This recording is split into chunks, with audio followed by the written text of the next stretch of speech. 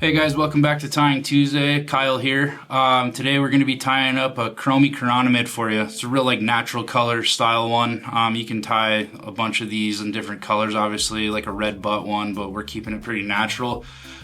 Here at AvidMax, we are putting a big emphasis on stillwater fly fishing this summer. Due to the fact that our rivers are very low, water is a problem here as well. So here at AvidMax, we are pushing for people to get out on the lake a little more. That being said, I have been tying a lot of lake flies. I'm going to kind of continue to do that, but we will have some more river stuff for you shortly here. Like I said, just a big emphasis on trying to keep those rivers, good still. The fish get real lethargic when the water's low and the temps are high. So, yeah. We're really pushing stillwater right now here at the shop and website wide as well. But yeah, really fun one for you here today. Realistic looking pattern for you. Let's get started. So the hook I'm using for this guy today is a Fulling Mill 1270. This is the living larva hook, and this is a size 16. You can tie chironomids. I usually tie them in, on the big scale. You can tie 12s. My go-to is probably a 14, 16, 18 is usually my size range on these, but today we'll be tying on a 16. Thread I'm using for this guy is just the burnt orange 70. I'm gonna push my bead back towards the bend of the hook there, get that out of the way, and we are going to start our thread. Just a few wraps here right on the back end of the eye there. Come in here, trim out our tag, and then we're going to tie in our gills. Now I have uni stretch with me today. This is really my favorite material for gills. Not something we carry here at AvidMax, but you can definitely use a tuft of Antron, sparkle emerger yarn, any kind of yarn.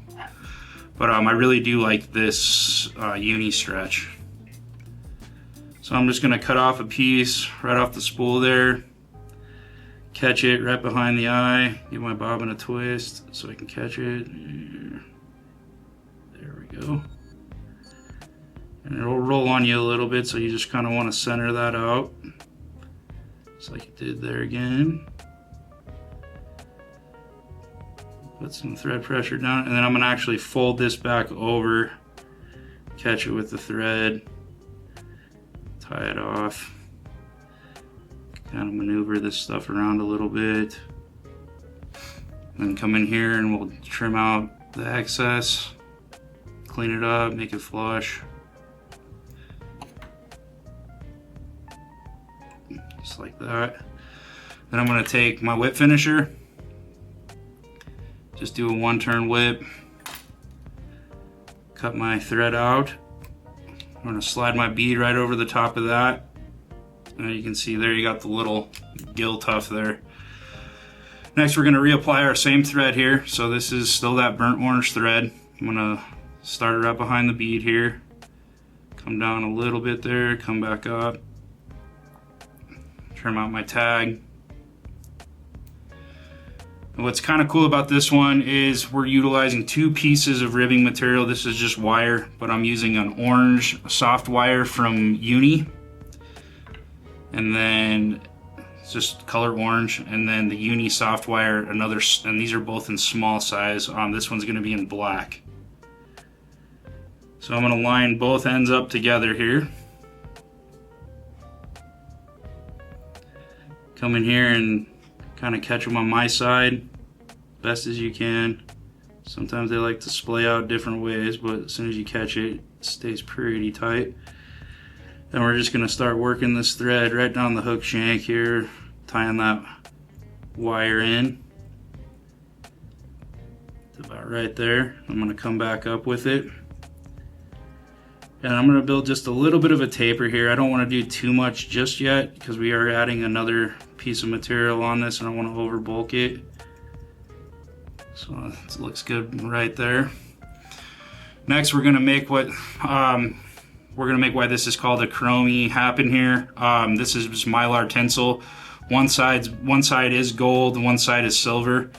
We are going to utilize the silver side. So I'm going to tie it in gold side down. I'm going to catch that right behind the bead there. And then just start wrapping that forward. These don't need to be super clean touching wraps due to the fact that we are going to be coming back up with this and it's going to be hidden. So at this time, yeah, you just bring your thread up there. And I want to put still a little bit more of a taper on this guy. Just like that. I'm going to take my Mylar tinsel here. Fold it around, making sure that gold side is down. We want to use the silver side on this guy. And catch it right there. And we're just going to start overhand wrapping this. You can use your rotary function too. As I wrap, we're just clean touching wraps. I don't want to see any of that orange thread underneath.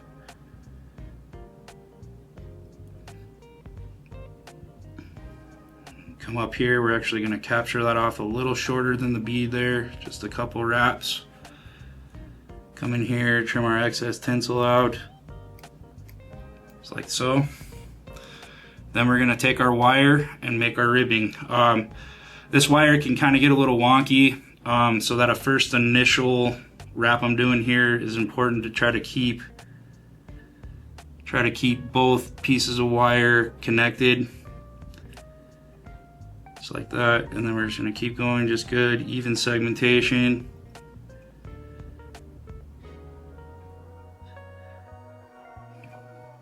It's getting away from me a little bit there, that's okay. Doesn't need to be absolutely perfect, but try to get it that way.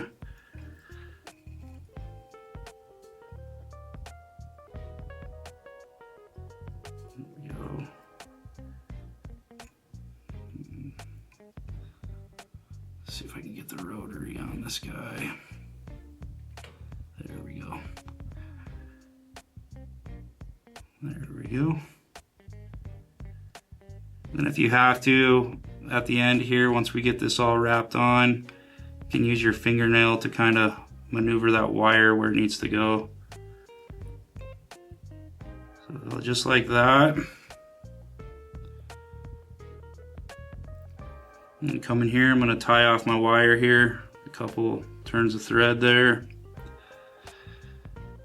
Helicopter our wire out.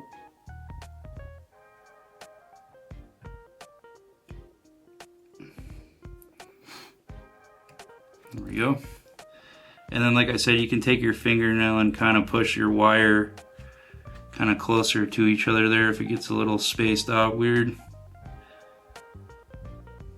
It's alright if there's a few spaces there, it's not the end of the world. Next we're going to just whip finish this guy, and I'm going to build up a pretty good whip finish here.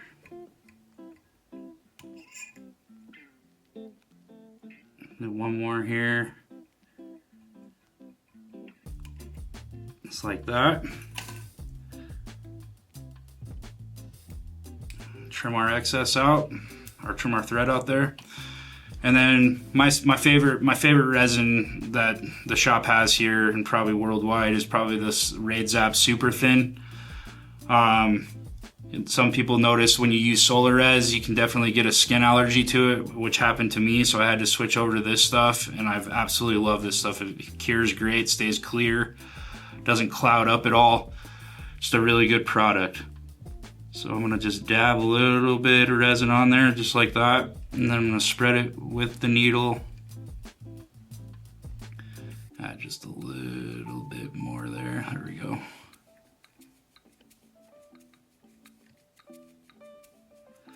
If you gotta touch it a little bit, you can, just like that.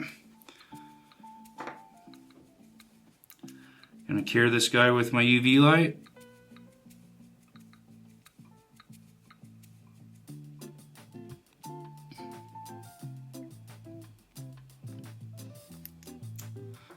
And there you have it, the Chromie Chironomid for you today. If you like this pattern, you can definitely give us a like and subscribe to our YouTube channel. It helps us out so we can keep making videos like this one for you.